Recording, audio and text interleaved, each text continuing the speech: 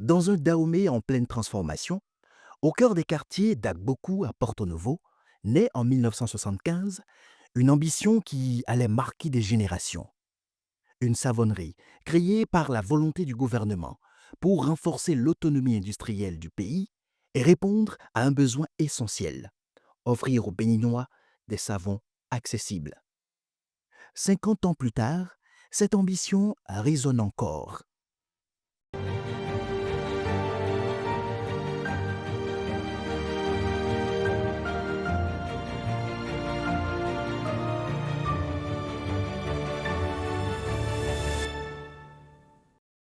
Ça fait exactement 50 ans aujourd'hui, en juin 1975, que l'usine a démarré ses travaux. Nous venions de traverser d'ailleurs une période très difficile parce que un de nos jeunes cadres avait été ébouillanté par le savon et il en est décédé. Donc, c'est après ça qu'en juillet 1975, l'usine a démarré, quand nous avons pu recruter un savonnier extérieur qui est venu conforter la formation qui avait été donnée à nos cadres et ouvriers. Nous avions déjà choisi le nom Palmida et autres avant qu'en novembre, on décrète que Dahomey deviendrait Bénin. Nous venions de démarrer. Faut-il changer les noms? C'était la vogue d'ailleurs. Il fallait, tous ceux qui parlaient encore de Dahomey étaient traqués. Et c'est en cela que nous avions maintenu, vaille que vaille, à notre corps défendant, le nom Palmida, qui à l'origine voulait dire palmier du Dahomey.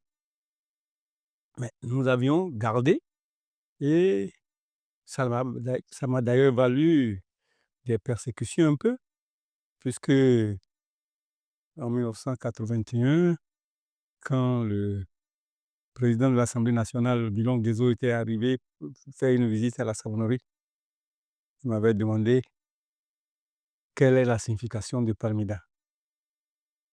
Je lui ai répondu, mais moi je m'appelle Oka, vous vous appelez Bilon Guezo, ouais, c'est le nom qu'on a donné au savon. Il dit, mais encore, ça doit vouloir dire quelque chose. J'ai dit, bon, si vous voulez, dites palmier d'Afrique.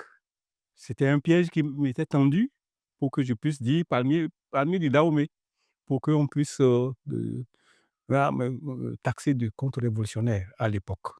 Nous avons donc traversé des périodes très difficiles aujourd'hui, comme je vous ai dit, 50 ans. De 1975 à 1977, on vendait à peine le savon. Donc on avait même peur que ça soit un échec. Mais en 1977, ça a explosé. Ça a explosé au point où nous travaillions sur la base de 8 heures par jour. Nous sommes passés, avant la fin de l'année 77, là, nous sommes passés à 24 heures sur 24. Depuis ce moment de 77 jusqu'à période de la Sonicog, il y avait des périodes de flux et de reflux pour la commercialisation du savon. Mais ce dont on peut se souvenir, c'est que les, les flux étaient tels que ça créait beaucoup d'embouteillages au niveau de la Sonicog.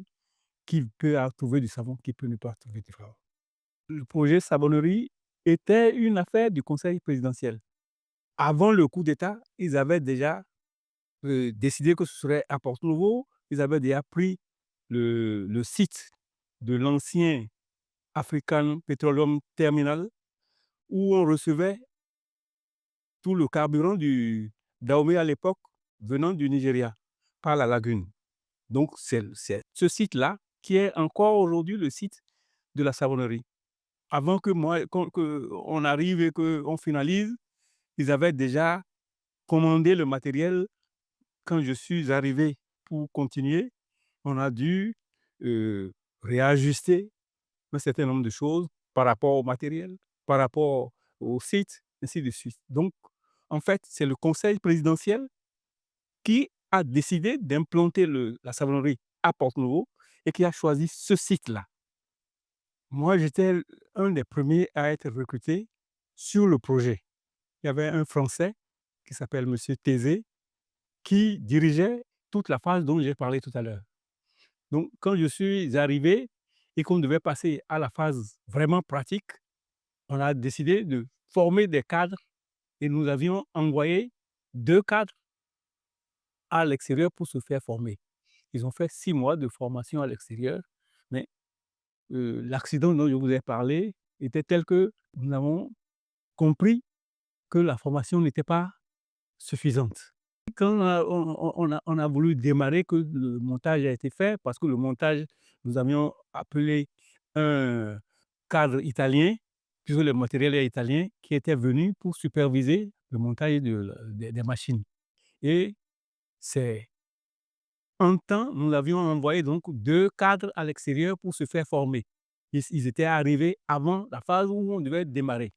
Donc c'est l'Italien qui a en fait préparé le premier savon.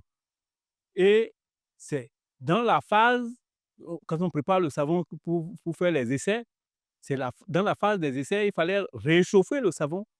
Et c'est pour faire cela que nos cadres étaient chargés de faire ça. C'est à cet instant-là qu'il y a eu l'incident ou l'accident dont je viens de parler, et qui, le savon, en le chauffant, a giclé, a ébouillanté un de nos cadres et qui en est malheureusement décédé. Après cela, nous avons décidé de, de recruter un autre savonnier italien qui est resté de euh, 75 à 77, 78 même peut-être. Et c'est là que, en faisant le travail, il a formé des ouvriers maintenant. En plus des cadres qui étaient là, il a formé des ouvriers qui, certains ont pris nettement la main et qui sont devenus de maîtres savonniers. On a appelé les commerçants qui avaient l'habitude d'importer le savon. On leur a dit, voilà, voilà, nous avons maintenant un nouveau produit, et ainsi de suite. Et je peux même vous raconter que le, le, le premier commerçant qui a acheté le savon de cette époque, je me demande si jusqu'à aujourd'hui, il a payé ce premier lot de savon. Donc, on vendait difficilement le savon de 1975 à 1977 là. Mais début 77, ça a explosé. Nous sommes passés de 8 heures de travail à 16 heures et puis à 24 heures. Le deuxième savon, on l'a appelé le cob de Buffon, en référence à notre faune du nord du Bénin. Et on l'a appelé le cob, on appelle ça le cob de Buffon. C'est un peu le savon de Marseille. C'est le savon blanc du Marseille, ce que nous avons reproduit. Parce que pour celui-là, il faut blanchir l'huile plus que c'est demandé pour Palmida. Ça n'a pas pris. Ça n'a pas pris. Et bon, progressivement, on a fini par laisser tomber le cob. On a voulu faire aussi le savon de toilette qu'on a appelé Afia. Bon, ça aussi, c'était difficile avec tout le commerce de savon de toilette qu'il y a dans le pays. Ça n'a pas non plus prospéré. Ce qui rendait Palmida unique, c'est parce que les matières premières étaient naturelles. C'est-à-dire l'huile de palme, l'huile de palmiste, parce que c'est les 2 ingrédients essentiels. Après 1990, la Banque mondiale et tout ça là disent que l'État ne doit plus faire la production. Donc il fallait privatiser.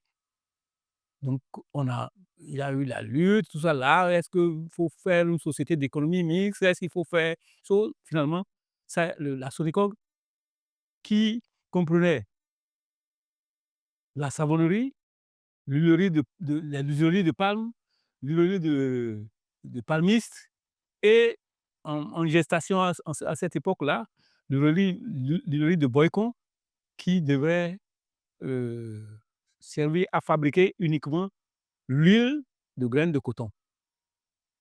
Donc, on a décidé de démanteler. Et dans les années 95-97, le chemin a été retenu. Il faut vendre, il faut privatiser la Sonicoc, mais pas en un seul bloc. Il fallait usine par usine. Et c'est ainsi que la savonnerie, le riz de palmiste de Cotonou et les huileries de palme étaient passées aux mains d'un seul acquéreur qu'on appelait l'Aiglon. Tandis que le riz de palme d'Agonville est passé à un national en 83. Il y avait eu pénurie d'huile de palme. Donc, il fallait choisir entre exporter ou produire le savon. Et le savon était fortement demandé. Mais les autorités de la direction commerciale de l'époque avaient préféré exporter, privant la savonnerie de la matière première. Aujourd'hui, le savon Palmida fête ses 50 ans. 50 ans de production, de défis. 50 ans d'attachement d'un peuple à un produit devenu patrimoine. Aujourd'hui privatisé, un tiers du matériel de la savonnerie a été réhabilité. L'usine produit en moyenne 1 tonne de savon par heure et vise les 5,5 tonnes après la mise en œuvre d'un vaste programme de réhabilitation et d'extension du site et toutes les installations industrielles.